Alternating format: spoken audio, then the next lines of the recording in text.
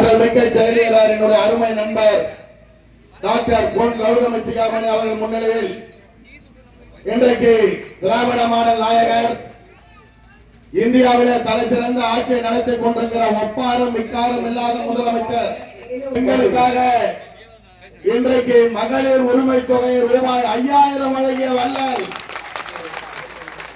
நம்முடைய தளபதியார் அவர்கள் காணொலி காட்சியின் வாயிலாக நம்முடைய மாவட்ட செயலாளர் அவருடைய கோரிக்கையை ஏற்று பல்வேறு பணிகள் காலை 9:30 மணியில் இருந்து அவர் பல்வேறு அரசு நிகழ்ச்சிகளை கலந்து கொண்டிருந்தாலும் இன்றைக்கு 12:30 மணி அளவில் நம்முடைய கழகத்தின் தலைமை அலுவலகமான அண்ணா அறிவாலயத்திலிருந்து திராவிட முன்னேற்ற கழகத்துடைய இளைஞரணிக்கு சொந்தமான அன்பகம் என்ற கட்டிடத்தில் நாங்கள் எல்லாம் நானும் டாக்டர் கௌதம சிகாமணியும் இளைஞரணியில் இருந்த பொழுது எங்களுக்கு தலைமையகம் அன்பகம் தான். அந்த அடிப்படையில் இந்த கிராமத்தில் சின்னஞ்சிறு கூரை கொட்டாயாக இருந்த இந்த படிப்பகம் பிறகு மங்களூர் ஓடு டைல்ஸ் போட்டு கட்சி கூட்டம் நடத்தி ஒரு சைக்கிள் கடை இருந்தது. இப்ப வந்திருக்கிற பல பேருக்கு தெரியாது, அது இடிந்து விட்டது.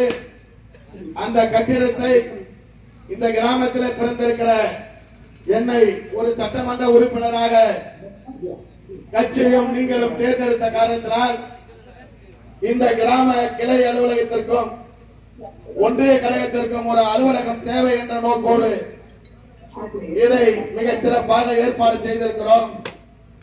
அந்த நிகழ்ச்சியை இன்னும் ஒரு 10-15 நிமிடங்களில் நம்முடைய தலைவர் அவர்கள் திறந்து வைக்க இருக்கிறார்கள்.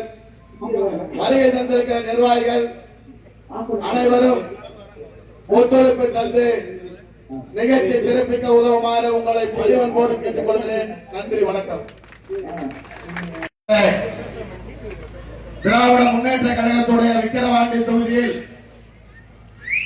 காணை ஒன்றியத்துடைய மத்திய ஒன்றியத்தில் ஒரு கிளை கழகத்துக்கான அலுவலகத்தை அமைக்க வேண்டும் என்ற ஒரு எண்ணத்தை ஏற்படுத்தி இன்றைக்கு கழகத்துடைய துணை பொதுச் செயலாளர் விழுப்புரம் மாவட்டத்துடைய விடுவெள்ளி நான் மேடைக்கு மேடை என் வாய் நிறைய சொல்லிக் கொண்டு வருகிற என்னுடைய மரியாதைக்கும் போற்றுதலுக்குரிய துணை பொதுச் செயலாளர் அண்ணன் பேராசிரியர் அவர்கள் எப்படி விழுப்புரத்தில் அவரால் அறிவாலயம் கட்ட முடிந்ததோ அதை போல இந்த கிராமத்தில் ஒரு கூரை கட்டிடத்தில் இருந்த இந்த படிப்பகத்தை ஒரு மங்களூர் ஓடு போட்டு கட்சி அலுவலகமாக இருந்ததை என்னை சட்டமன்ற வேட்பாளராக அறிவித்து என்னுடைய ஆர்வலர் நண்பர் ஆற்றல் மிக்க செயல் வீரர் கொண்ட கொள்கையிலும் ஒரே தலைமையிலும் செயல்பட்டு வருகிற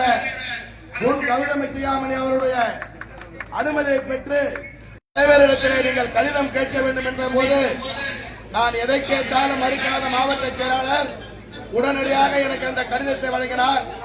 நான் சட்டமன்ற அலுவலகத்தில் கொடுத்து இன்றைக்கு நேற்றைக்கு முன்தினம் நேரம் ஒதுக்கப்பட்டு மாவட்ட செயலாளரிடத்தில் நான் வாட்ஸ்அப் செய்து கொண்டேன். நேற்று காலையிலிருந்து என்னிடத்தில் 10 முறை தொடர்பு கொண்டு நிகழ்ச்சிக்கு ஏற்பாடு செய்து விட்டீர்களா, நானும் அறிக்கை கொடுத்து வருகிறேன் என்று சொல்லி இன்றைக்கு நம்முடைய துணை பொதுச் செயலாளரும் மாவட்ட செயலாளரும் இந்த கிராமத்திற்கு வருகை தந்திருக்கிறார் என்று சொன்னார். என்னுடைய சட்டமன்ற உறுப்பினராக என்னை தேர்ந்தெடுக்கிறதுக்கு எவ்வளவு பாடுபட்டார்களோ அன்றைக்கு எந்த அளவிற்கு நான் நன்றி உணர்வோடு இருந்தேனோ அதே நன்றி உணர்வோடு இந்த மேடையிலே நான் நின்று கொண்டு அவர்களை இருகரம் கூட்டி என்னுடைய நன்றியை தெரிவித்துக் கொள்கிறேன். அதே போல இந்த கிராமத்தில் ஒரு டீ கடையில் தான் அனைத்து திமுக நிகழ்ச்சிகள் இருக்கும். அமைச்சர் அவர்களுக்கு நன்றாக தெரியும் என்று நினைக்கிறேன். 1991ஆம் ஆண்டு இந்த ஊரில் இருக்கிற போஸ்ட் ஆபீஸிலே ஒரு ஆர்ப்பாட்டத்திற்கு அழைத்து வந்தோம். அப்பொழுது வேலாய் செட்டியார் டீ கடையில ஒரு நாற்காலியில அமர்ந்து சுண்டல் சாப்பிட்டு விட்டு டீ சாப்பிடுற போது அந்த கடையின் உரிமையாளர் எங்க நயனா ராம செட்டியார் சொன்னார், இது கோவிந்தசாமி உட்கார்ந்த நாற்காலி, இது செஞ்சி ராமச்சந்திரன் உட்கார்ந்த நாற்காலி, இந்த நாற்காலியிலே நீங்கள் உட்கார்ந்தீர்கள், நீங்கள் மாவட்ட செயலாளராக வருவீர்கள் என்று சொன்னார். அதற்கு பின்னால் தான் நாங்கள் காரிலே போகிற போது விவசாய நிலத்திலே பதவி காலியாக இருக்கிறது, நாம் விவசாய அணி செயலாளர் வாங்க வேண்டும் என்று காரில் பேசிக் கொண்டு சென்றோம். அதே மண்ணிலே இன்றைக்கு ஒரு நூலகம், ஒரு கட்சி அலுவலகம் இன்றைக்கு திறக்கப்பட்டிருக்கிறது. நேற்று கூட காலையில இரவோடு இரவாக நான் நோட்டீஸ் தயார் செய்து கொண்டு மாவட்ட செயலாளர் போன்ல கூப்பிடுறார் 10 மணிக்கு. என்ன ரெடியானார்? இப்பதாங்க கையில வாங்குறேன், ஃபர்ஸ்ட் நான் துணை பொதுச் செயலாளர் கொடுத்துறேன், நீங்க இருங்க, நீங்க போய் கொடுங்க, நான் அப்பா வெளியே போறார், அப்புறம் வந்து நான் வாங்கிக்கிறேன். முதல் நோட்டீஸை நம்முடைய கழகத்துறை துணை பொதுச் செயலாளர்களை கொடுத்து ஒரே ஒரு செய்தி, தலைவர் அவர் வந்து விட்டார் அறிவாலயத்துக்கு. இந்த தொகுதிக்கு இதை செஞ்சேன், இந்த தொகுதிக்கு அதை செஞ்சேன், இதை கொண்டு வந்தேன், அதெல்லாம் கிடையாது. இந்த மேடையில அதிகப்படியா மந்திரிக்கு நெருக்கமா இருந்தவன் நான் தான். அவர் மந்திரியா இருந்த காலத்திலும் சரி, மந்திரி இல்லாத அப்பயும் சரி, இடையே சில காலம் நான் தள்ளி வைக்கப்பட்டிருந்தேன். நான் தள்ளி போறேன். அவர் ஒரு பஸ் ஸ்டாண்டை கொண்டு வருவதற்கு என்ன பாடுபட்டார்.